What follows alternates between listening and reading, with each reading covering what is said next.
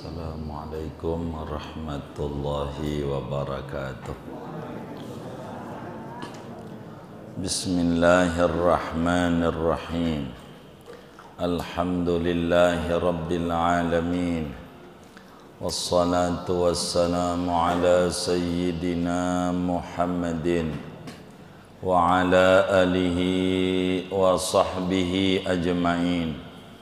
Allahumma inna nastahdik li arsyadi amrina wa zidna ilman yanfa'una. Qala al-imam al-mufassir rahimahullahu ta'ala, ayawaddu ahadukum, benar ya? Ayawaddu ahadukum di tengah.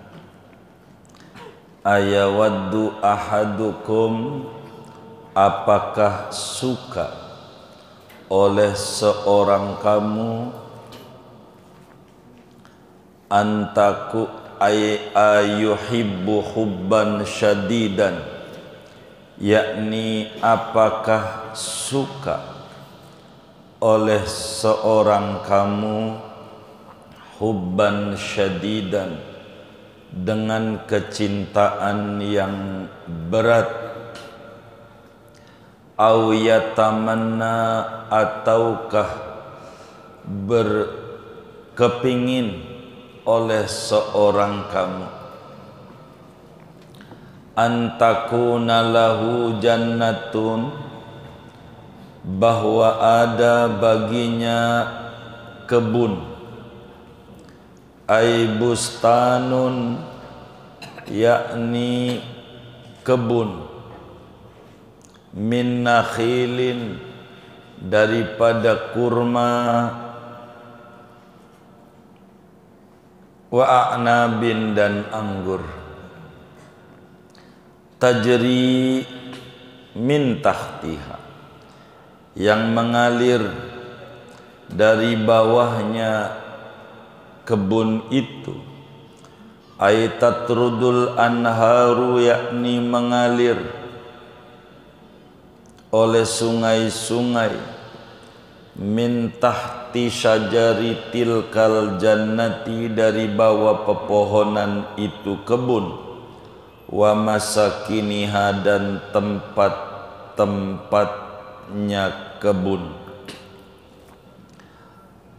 lahu fiha min kulli samarat, baginya di kebun itu dari segala macam buah-buahan, ailidalikal ahadi, yakni bagi orang tersebut, halakaunihi fil jannati, padahal keadaan dia yaitu di kebun, rizqun min kulli samarat, yaitu rezeki dari segala macam buah-buahan, wa asabahul kibaru, dan mengenai padanya oleh tua renta, walahu dzurriyyatun du'afa'u, dan bagi dia yaitu mempunyai anak cucu yang lemah-lemah, ay wa qad asabahu kibarus sinni, yakni dan sungguh mengenai padanya oleh tua umurnya, fala yaqdiru alal kasabi, maka tidaklah mampu ia atas usaha, wal halu anna lahu auladan sigharan, padahal sesungguhnya ada baginya anak-anak yang kecil-kecil, la yaqdiruna alal kasabi, yang tidak mampu mereka atas usaha, fa asabaha, maka menimpa pada kebun itu, ail jannata, yakni kebun, i'sarun oleh angin puting beliung, ay rihun yakni angin tartafi'u ila sama yang naik ke atas, ka'annaha amudun seakan-akan angin itu tiang, fihi narun yang pada angin itu ada bara api, fahtaraqat maka membakarlah itu angin yang bercampur api, aitilkal jannata akan yakni itu kebun, terbakarlah aitilkal jannatu yakni kebun itu. Wal maqsudu min hadzal masali, adapun tujuan daripada ini perumpamaan, bayanu annahu yahsulu fi qalbi hadzal insan, yaitu menjelaskan bahwasanya terjadi pada hati ini manusia, minal ghammi daripada kesusahan, wal hasrati dan penyesalan, wal hayrati dan kebingungan, ma la ya'lamu illallah, sesuatu yang tidak mengetahui akan dia kecuali hanya Allah. Fakadzalika man ata bil a'malil hasanati, maka seperti demikian itulah kelakuannya, yaitu orang yang mendatangkan ia dengan amal-amal yang baik, illa annahu la yaqsidu biha wajhallah, melainkan bahwasanya dia yaitu tidak berniat ia dengan amal soleh itu akan ridhonya Allah, bal yaqrunu biha umuran tukhrijuha an kauniha mujibatan lissawabi, bahkan ia barengkan dengan amal soleh akan perkara-perkara yang mengeluarkan oleh perkara akan amal soleh itu dari keadaan amal soleh itu menyebabkan bagi ganjaran pahala. Fahina yakdumu yaumal qiyamah, maka ketika ia datang pada hari kiamat, wa huwa hina idin fi ghayatil hajati, dan dia pada seketika itu hari kiamat yaitu pada puncak keperluan, wa nihayatil ajzi anil iktisab, dan puncak kelemahan daripada berusaha, azumat hasratuhu, besarlah oleh penyesalannya, watanahat dan memuncaklah hayratuhu oleh kebingungannya. Kadzalika seperti demikian itu perumpamaan, ay masalu hadzal bayani, yakni perumpamaan ini keterangan fi amrin nafaqatil maqbulah, pada perkara infak yang diterima, wa ghairiha dan selain yang diterima, yubayyinullahu lakumul ayati, menjelaskan oleh Allah bagi kalian akan ayat-ayatnya, ayat dalaila yakni petunjuk-petunjuk, dalil-dalil, fi sairi umuriddin pada setinggalnya urusan-urusan agama, la'allakum tatafakkarun, agar supaya kalian itu berfikir, ailikai tatafakkaru yakni agar supaya berfikir kalian, fi amsalil Quran pada perumpamaan Al-Quran.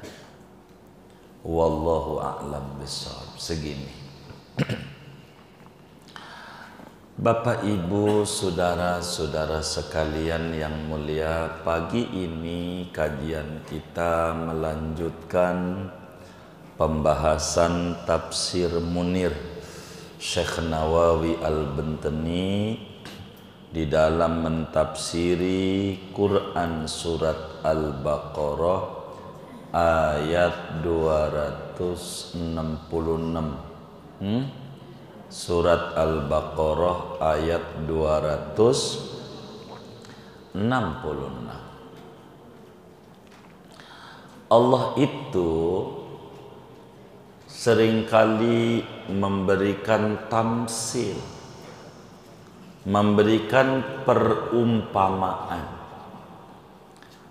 contoh-contoh, kiasan-kiasan, agar supaya kita bisa membuat gambar dan film supaya jauh lebih mengerti tentang tujuan. Seringkali dalam Al-Quran itu banyak tamsil, banyak perumpamaan, kiasan-kiasan, tapi ada tujuan yang luar biasa. Ayat 266 ini berbicara bagaimana kalau kita berinfak, bersedekah, berzakat, pada kepanjangannya beribadah, tapi muatannya riya, ada kerinduan pengen dipuji oleh orang, ada kerinduan pengen dikata Bapak anu itu dermawan, pengen dipuji Bapak anu itu luar biasa sedekahnya, dan seterusnya daripada pujian-pujian. Gambaran orang yang berinfak, bersedekah dengan muatan riya, Al-Quran memberikan tamsil-tamsil yang para ulama seringkali mengikuti alur Al-Quran dalam membuat tamsil-tamsil, perumpamaan-perumpamaan. Sebelum masuk ayat kita, saya mau dongeng bagaimana ulama mengambil inspirasi dari ayat ini yang diperumpamakan oleh Allah. Kata ulama, ada orang bawa koper,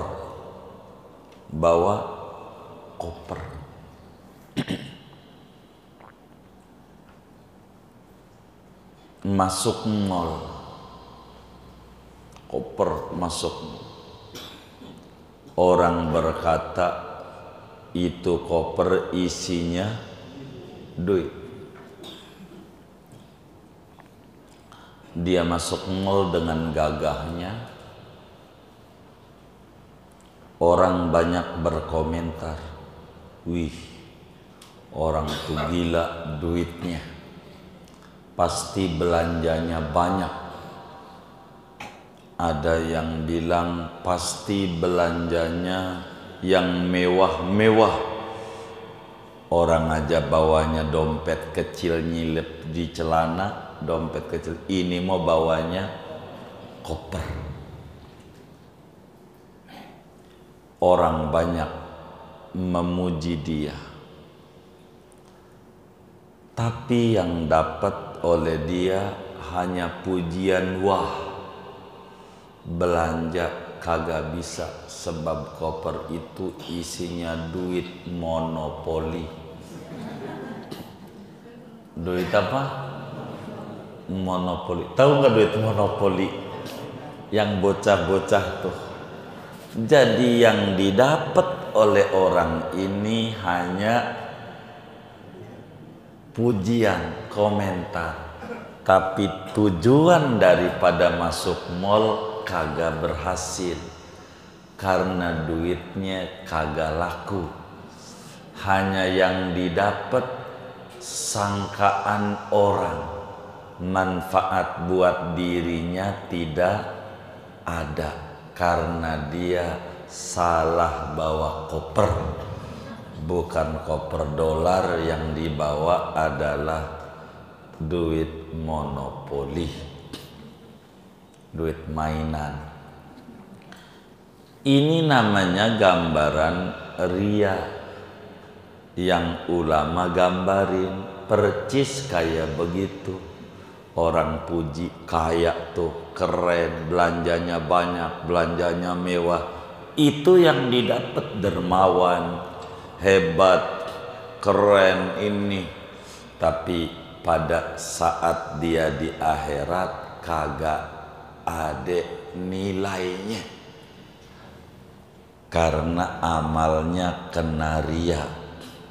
Ini ulama namanya memberikan tamsil biar kita faham, mencontoh Al-Quran surat Al-Baqarah ayat 266.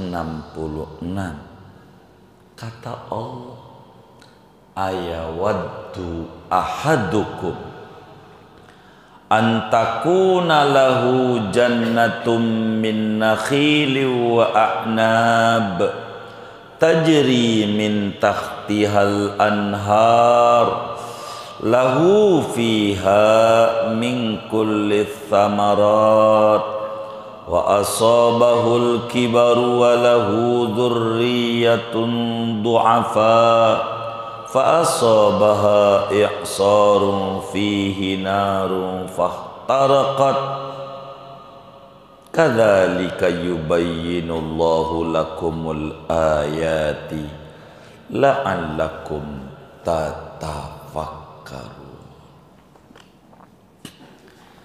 Kata Allah, mau enggak? Suka tidak? Apakah suka atau tidak? Kepengen enggak? Ada orang punya kebun jeruk. Punya apa? Kebun. Dia punya kebonan. Yang kebonan itu isinya kurma dan anggur. Biasa Al-Quran. Kenapa yang disebut kurma dan anggur? Karena memang Quran turunnya di Arab. Dan tanam-tanaman di Arab yang terbanyak adalah kurma dan anggur. Kismis kata orang sini, ada keringnya. Itulah yang ada. Artinya bukan kurma dan anggur doang. Ada orang punya kebun buah-buahan. Ya, ada kebun jeruk, begitu. Ada kebun pepaya, macam-macam. Berbagai macam buah-buahan, begitu. Yang mana kebunnya itu subur sekali. Tajri min tahtihal anhar, ada kalenan di kebunnya mengaliri daripada pepohonan. Karena ada kalenan, enak, airnya mengalir, enggak kayak kita pakainya keran kudu diputer-puter begitu. Ini ada kalenan, di tengahnya ada tanam-tanaman indah sekali, dengan pohon yang subur, air gemercik, itu indah sekali. Tandanya seringkali orang dari kota pergi ke Bogor cuma nyari pohonan ama air. Begitu. Kata dia indah. Ya, ini gambaran keindahan. Airnya ngalir, bening, enak airnya. Begitu, nampak yang di dalam ada batu-batuan, jadi menarik. Lahu fiha min kulli samarat, bahkan bukan anggur dan kurma doang, orang itu punya berbagai macam buah-buahan. Ada jambu bol, begitu. Ada macam-macam, ada jambu batu, macam-macam. Ada mangga, ada paya, macam-macam. Indah, kebun yang menarik, hijau dengan bebuahan yang sudah siap panen. Enak banget dilihatnya. Enak banget. Sementara saat berbuah itu kondisi badan sudah tua renta, udah sepuh, yang orang melihatnya dianggap kaya raya karena salah sudut pandang. Gimana tidak dituduh kaya raya, rambutnya mengandung perak. Mengandung apa? Perak. Tulangnya mengandung kapur, namanya pengapuran. Badannya punya pabrik gula, banyak minyak, ampe bukan jari doang yang dikasih cincin, jantungnya dikasih cincin. Ini orang kaya raya.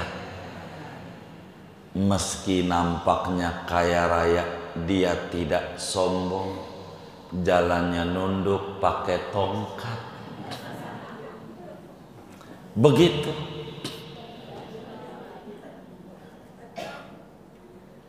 Udah tua, kebun siap panen, indah menarik, udah tua. Sementara walahu dzurriyyatun du'afa, sementara ni orang punya anak kayak biji tasbih 33. Banyak apa dikit tuh? Kecil-kecil, disebutnya unyil-unyil. Kecil anaknya, udah kayak bebek aja. Meri namanya orang dulu, meri ya. Ah iya begitu. Kecil anaknya, dia udah nggak ada tenaga.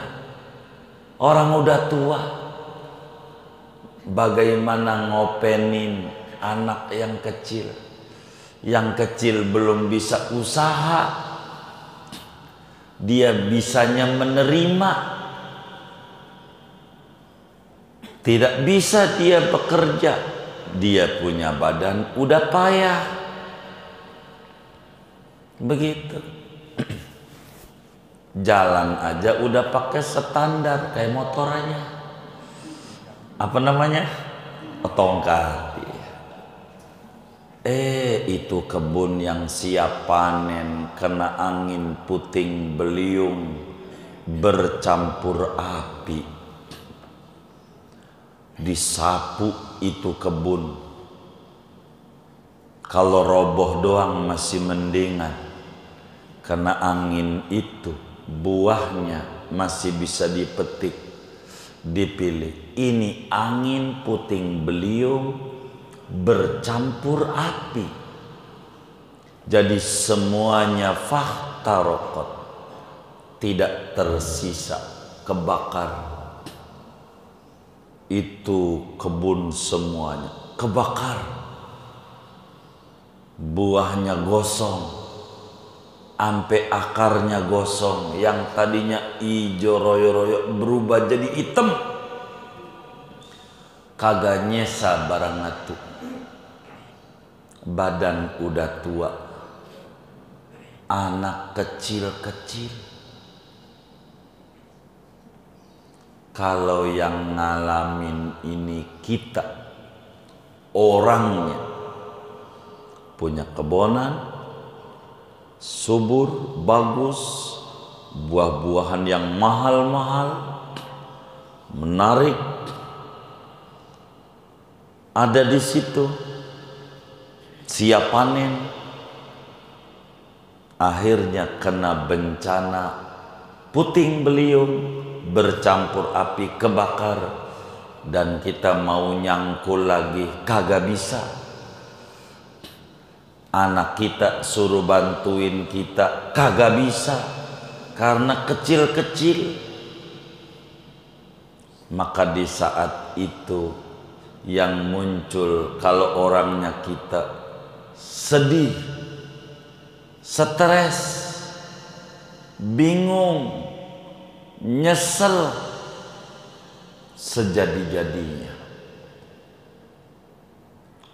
Apa yang dia tanam sia-sia. Dia nggak bisa nikmati. Anak nggak bisa nikmati. Penyebabnya karena kena bencana angin puting beliung bercampur api. Maka bila kita orangnya, maka kita pastilah sedih, pastilah stres, pastilah bingung, pastilah nyesel, enggak karu-karuan. Kalau kita orangnya ini gambaran kalau kita berinfak ria, kita nyantuni yatim, pengen dipuji, pengen dikata dermawan, pengen dikata ini, pengen dikata itu,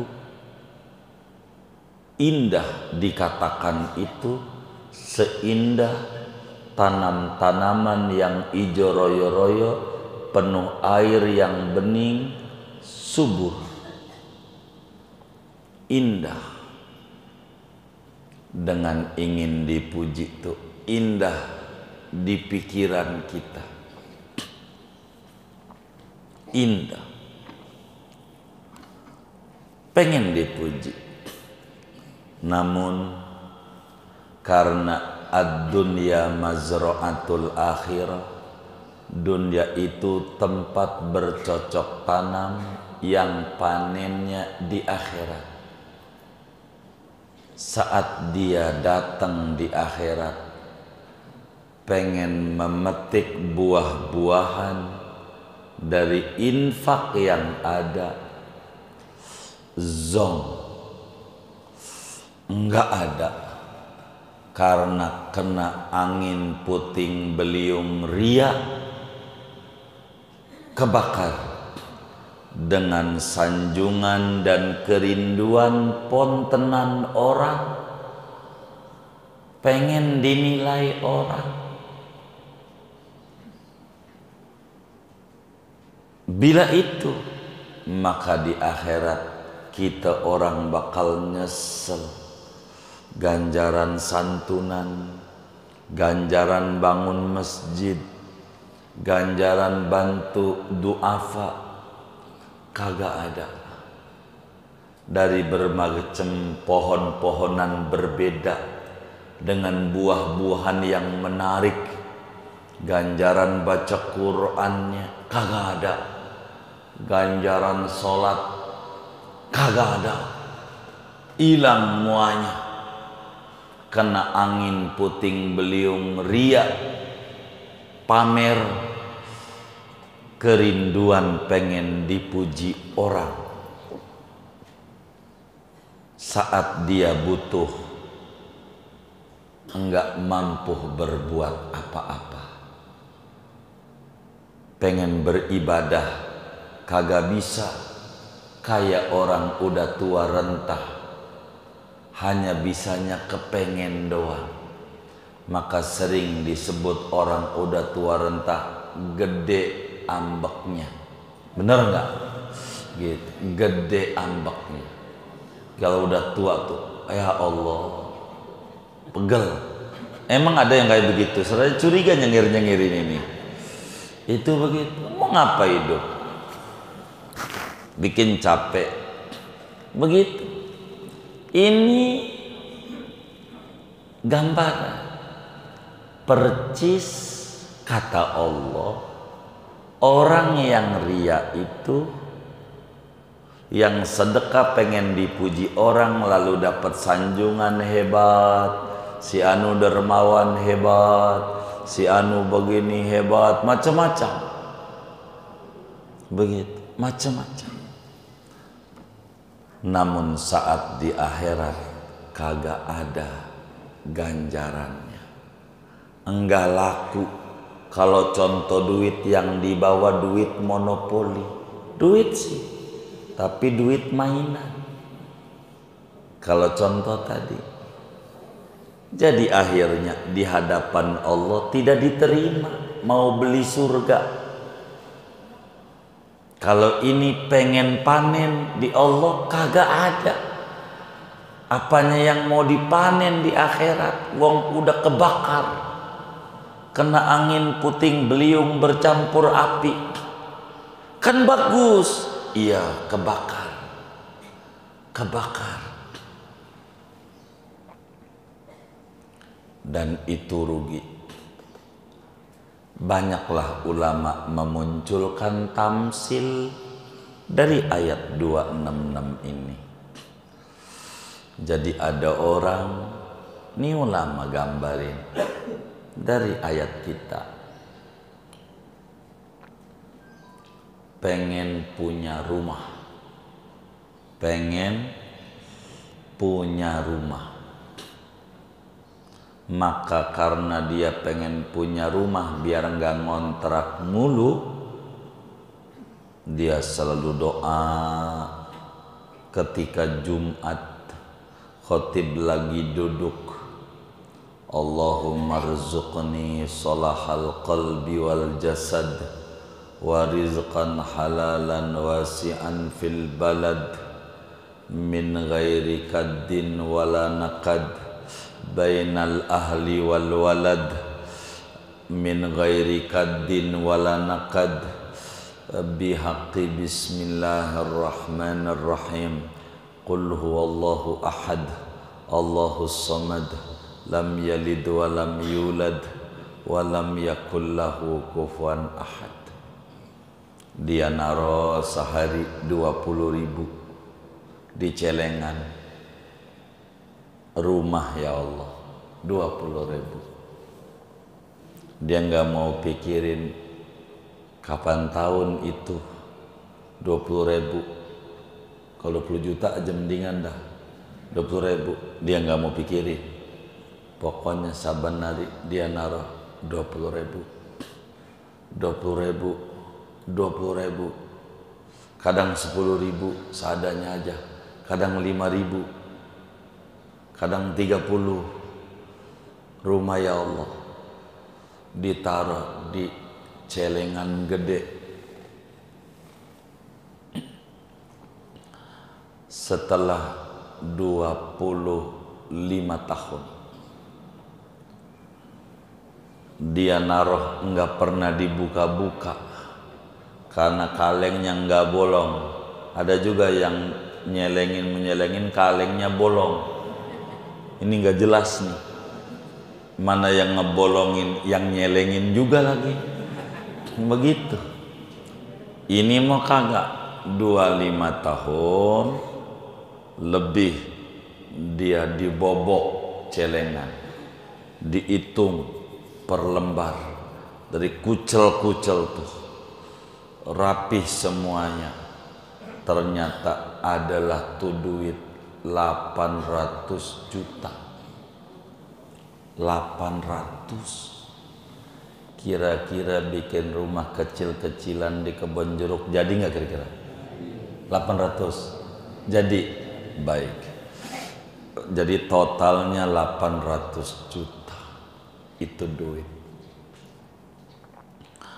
Akhirnya mulailah dia bangun tuh rumah, panggil pemborong rumah, dibangun dengan megah, ornamennya cantik, cakep, langit-langitnya bagus, depannya, ruang tamunya, semuanya, selasarnya cakep. Setelah jadi memakan waktu 7 bulan bangun rumahnya, rapih, bagus, gagah. Malam itu habis isya syukuran, selamatan.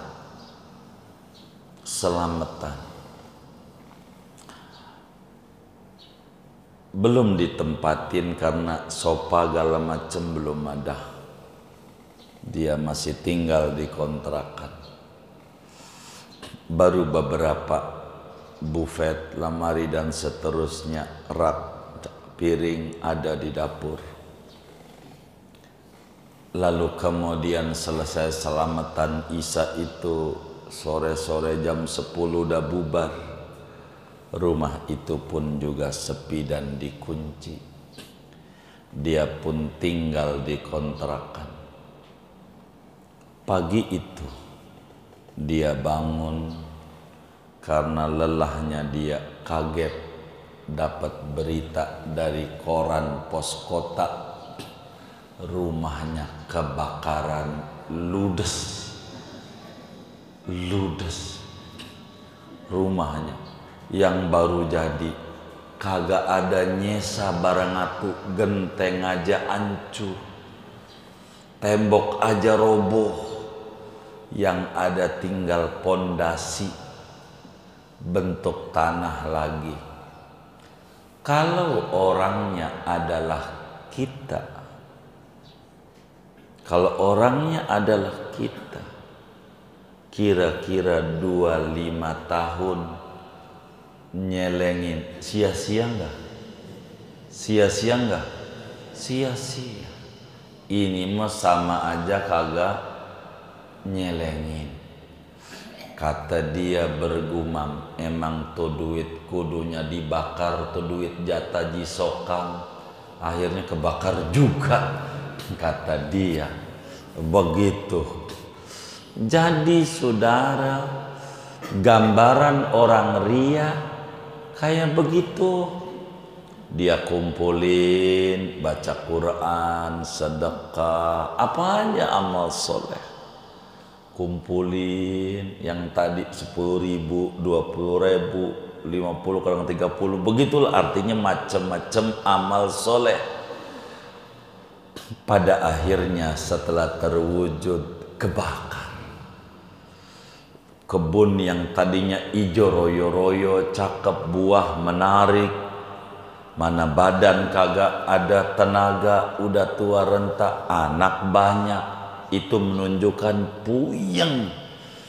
Boro 33 anak, atu aja puyeng, apalagi dzurriyyatun du'afa, anak banyak, lemah semuanya, nggak bisa usaha, pengennya disuapin, itu puyeng.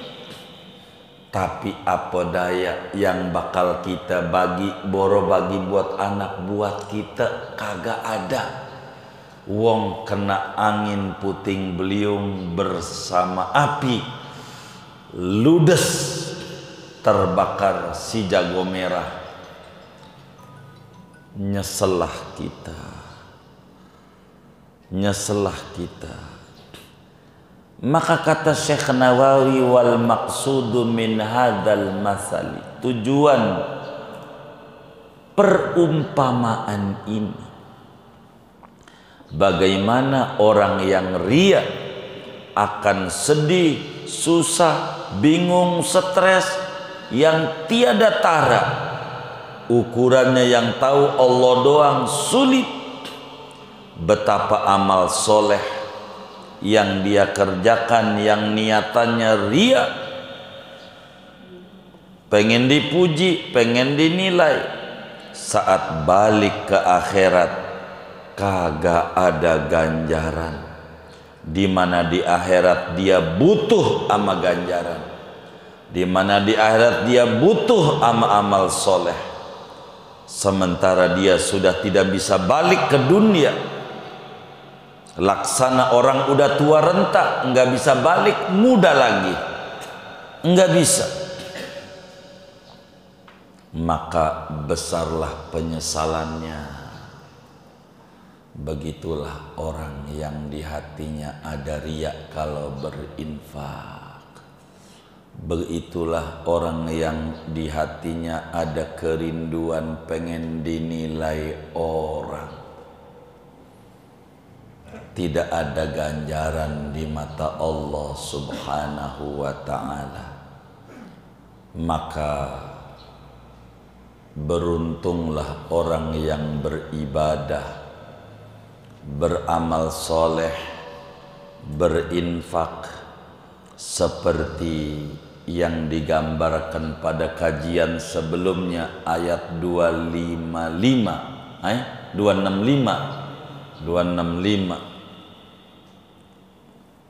Merugilah orang yang berinfak seperti yang digambarkan pada 266. Amat sangat tersiksa batin orang yang di hatinya ada kerinduan, ingin dipuji orang, ingin dinilai orang, ingin diponten orang. Rugi.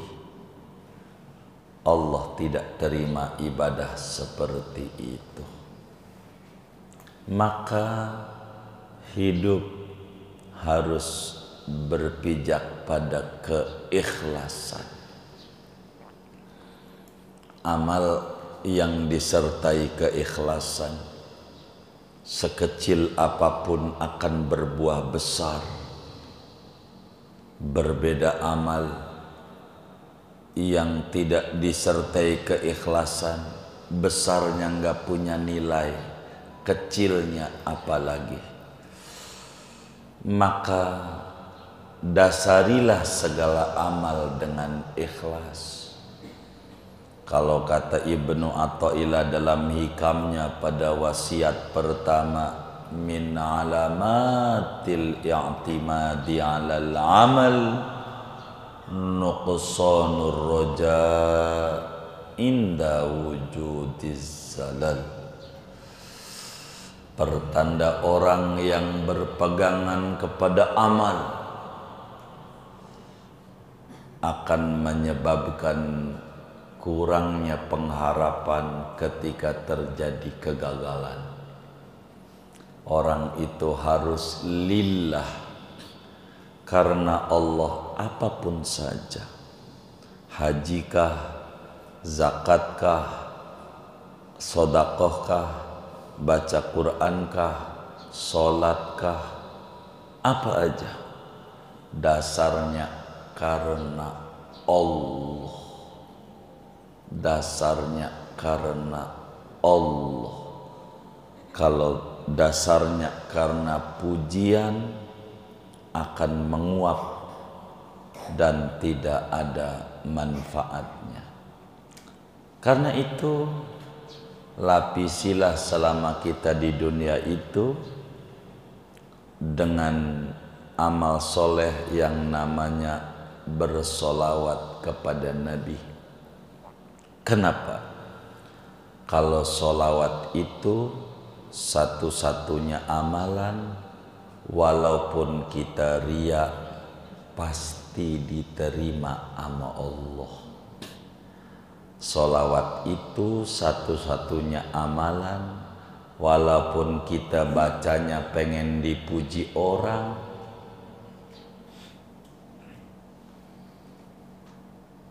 maka masih dapat diterima sama Allah sholawat. Selebihnya nggak bisa, nggak bisa. Kita kudu ikhlas. Ikhlas tuh kayak apa? Ikhlas itu kayak kita kencing di rumah kita. Ini yang ngaji ini di rumahnya ada sepiteng nggak di rumahnya? Punya sepiteng nggak? Punya. Udah pernah ngitung belum kencing gua di sepiteng ini udah berapa liter ya? Udah pernah ngitung belum? Hah? Udah pernah ngitung belum, Bu? Udah? Hah? Udah pernah ngitung? Berapa kencingnya yang masuk ke situ? Udah pernah ngitung belum? Oh belum pernah ngitung. Ada nggak sepulang ngaji nih rencana pengen coret-coret ngitung? Ada nggak? Itu namanya ikhlas. Ikhlas itu nggak pengen ngitung-ngitung, udah aja ngitung, nggak perlu. Mau ngapa? Begitu, nggak perlu. Ikhlas itu seperti surat Al-Ikhlas, sebutannya nggak ada, suratnya ikhlas, tapi kata ikhlasnya nggak ada. Nggak seperti surat Kausar, ada sebutannya inna a'tainakal kausar. Surat Fil, alam tara kaifa rabbika ashabil fil. Surat Quraisy semuanya ada. Surat Al-Ikhlas tidak ada kata-kata ikhlas. Itulah ikhlas. Maka beribadalah ikhlas saja. Ikhlas itu kayak orang Sunda di kali. Dia orang Sunda tuh pegunungan tuh nya di kali. Pas udah dia nggak pikirin itu nya dia nabrak batu, nyangkut kemana, dipikirin nggak sama dia? Kagak, lepas saya. Bener nggak? Itulah ikhlas. Saya harus berikan contoh tamsil yang gampang biar mudah dicerna. Karena Quran memberikan ilustrasi tuh indah. Quran itu menarik. Kalau udah membuat contoh-contoh itu masuk logika, gampang, enak. Jadi kita enak hidup, nggak usah puyeng dalam jalanin hidup. Udah ikhlas begitu, biar kita tenang dalam hidup kita. Berada di bawah pondasi keikhlasan ibadah kepada Allah. Wa ma umiru illa liya'budullaha mukhlishina lahuddin. Ikhlas. Dan ini penting. Kalau kita nggak ikhlas, kayak orang ngebun siap panen ujungnya kebakar. Sementara tenaga nggak ada, dan itu kerugian. Maka pelan-pelan ibadah biar kita ikhlas. Timbul pertanyaan supaya kita ketemu buah yang lebih dalam. bagaimana saya ini ibadah tapi belum ikhlas, sedekah tapi pengen dipuji, sholat pengen dinilai orang, apalagi ya baca Quran biar dikata fasih, rajin, dan seterusnya. Bagaimana? Apa yang saya lakukan biar ikhlas? Bila itu pertanyaannya, jawabannya terusin. Jawabannya terusin. Istiqomah, riya terus. Sedekah pengen dipuji lagi, sedekah lagi. Besok pengen dipuji lagi, sedekah lagi. Pengen dipuji lagi, sedekah lagi. Terus nanti akan ketemu ikhlas. Begitu. Sufi besar berkata, dia bilang kepada orang banyak, saya yakin sedekah yang saban hari saya keluarkan, saya yakin 1000% kagak diterima sama Allah. Begitu dia bilang. Begitu. Bukan 100%, 1000. Bukan 1000 lagi, 100 miliar persen. Palsu. Begitu. Itu moto yang suka ada di itu. Ini 100% kata dia. Saya yakin sedekah saya tidak diterima. Lalu orang berkata, emang kamu malaikat? Emang kamu Tuhan? Kok kamu bilang berani pastikan sedekah kamu tidak diterima? Dia menjawab, sebab saya kan yang ngerjain. Saya kan tahu yang diterima sama Allah yang ikhlas.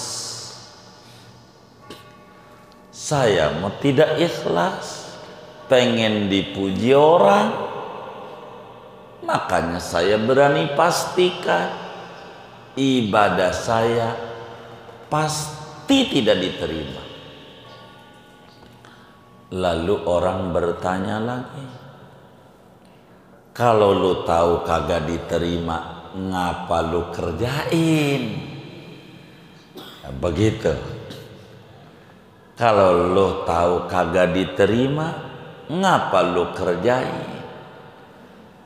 Jawaban ini yang kita butuhkan dari orang ini, dari sufi ini.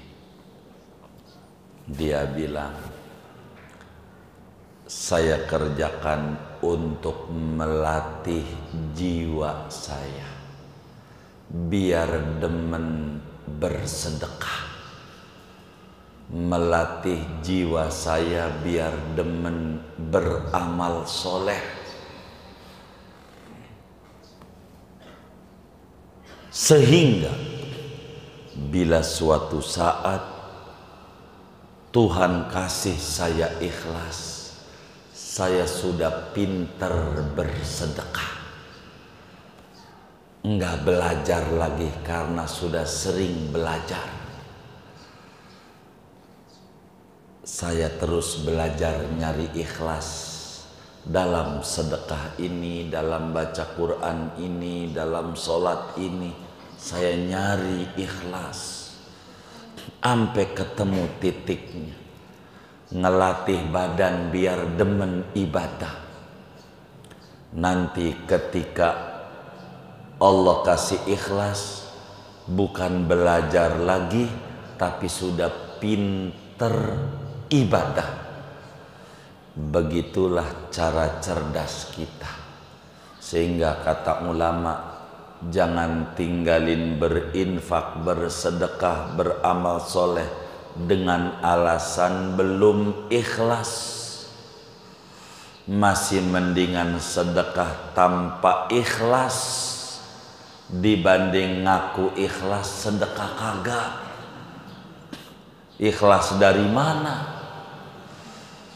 Moga-moga Allah angkat derajat Anda dari sedekah tidak ikhlas menuju sedekah penuh ikhlas, sebab Tuhan Maha Kuasa tidak sulit untuk mengangkat derajat Anda. Begitu. Jangan kita berhenti beribadah dengan alasan belum ikhlas. Ibadah aja, ntar juga muncul keikhlasan. Laksana kita jadi pegawai kantoran, di sela-sela jadi pegawai belajar dagang biar kata kecil-kecilan. Kenapa belajar bisnis? Kalaulah rugi masih ada ditopang oleh gaji, enggak rugi banget, masih jalan. Nanti ketika pensiun karena belajar bisnis udah pinter, karena sudah belajar. Begitu. Ini mentar bisnisnya nunggu pensiun, dapat duit dari kantornya 350 juta uang pensiun, mau belajar bisnis pastikan rugi, karena dia bakal dibisikin tergantung angin yang masuk. Yang bagus mah usaha bengkel, karena dia kerjaannya bengkel yang bisikin. Begitu, mulailah dia ikut bengkel, orang dia kagak ngerti boro bengkel itu, dia kagak paham, maka kemudian dia rugi karena dia baru belajar. Begitu. Coba dong dari dulu belajar, biar sekarang pinter. Begitu belajar. Artis aja paham. Tengku Wisnu dagang, Raffi Ahmad dagang, bisnis, usaha. Kenapa dia yakin jadi artisnya kagak selamanya?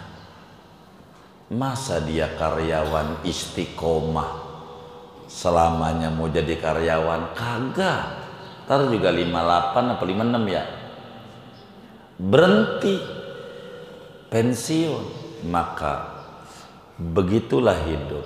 Belajar dulu, belajar.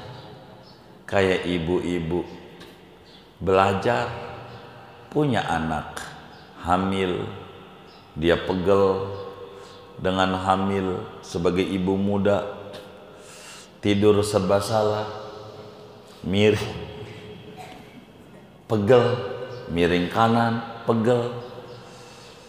Begitu.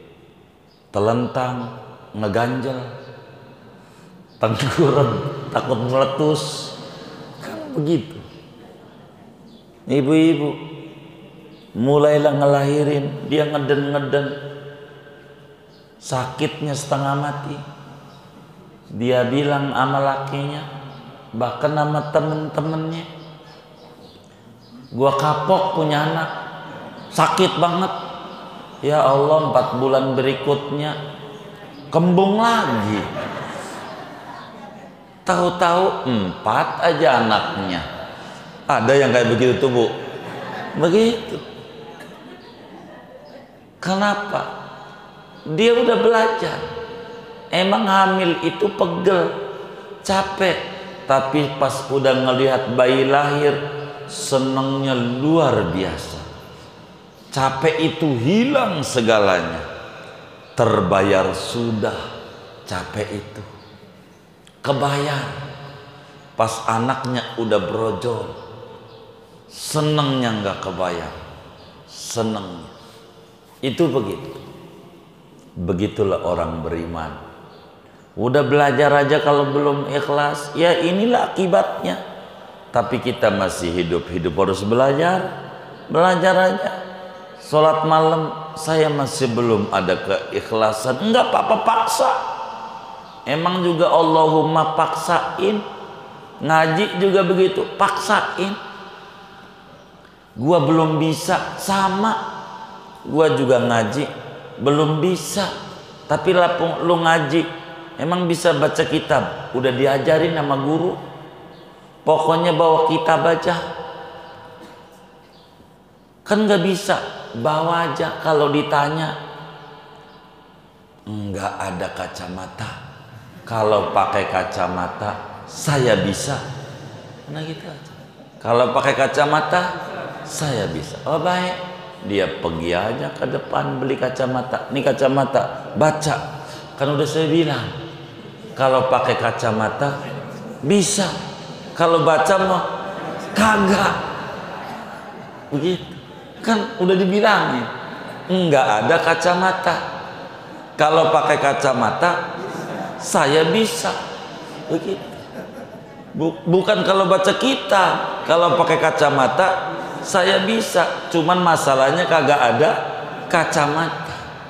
Begitu. Udah nggak apa-apa. Begitu. Lo bawa pulpen mau nyoret, udah diajarin sama guru. Begitu. Itu kagak ada. Yang ngaji tuh semuanya berani dia nyoret Arab gundul. Bisa digamparin sama Arab gundul, dicoret-coret. Banget tinggi, gede. Ya Allah. Digampar nggak sama Arab? Dia digamparin. Arab kan tinggi, gede, dicoret-coret. Ya Allah. Saya kagak berani nyoret Arab gundul. Pulpen bawa aja, temen gua aja bawa pulpen. Kita bawa aja. Udah begitu aja. Enggak apa-apa. Yang penting ngaji. Lama-lama juga bisa. Lama-lama. Udah. Lama-lama paham. Masalahnya hati kita hitam. Enggak bisa sekali langsung ngerti. Kudu dikit-dikit panci hitam. Kalau langsung digosok bersih mah bolong, bukan bersih. Bener enggak? Iya. Allah itu pelan kasih hidayah lewat kuping kita. Pelan mulai ada ketenangan, mulai ada, ya itulah cahaya. Jadi dua gambaran. Sebelumnya berbicara infak ikhlas, ayat ini berbicara gambaran orang yang berinfak tidak ikhlas. Kita diberi akal, tugas kita adalah memilah dan memilih. Milih mana terserah kita, tapi upayakan sedikit demi sedikit belajar beribadah sampai menemukan titik emas yang namanya ikhlas. Begitu. Mudah-mudahan Allah beri taufik dan hidayah kepada kita bersama sehingga kita beribadah penuh keikhlasan. Amin ya rabbal alamin. Segini aja ngaji kita. Ada yang ditanya mungkin dari materi ini atau di luarnya? Sebelum doa dipersilahkan. Wallahu a'lam.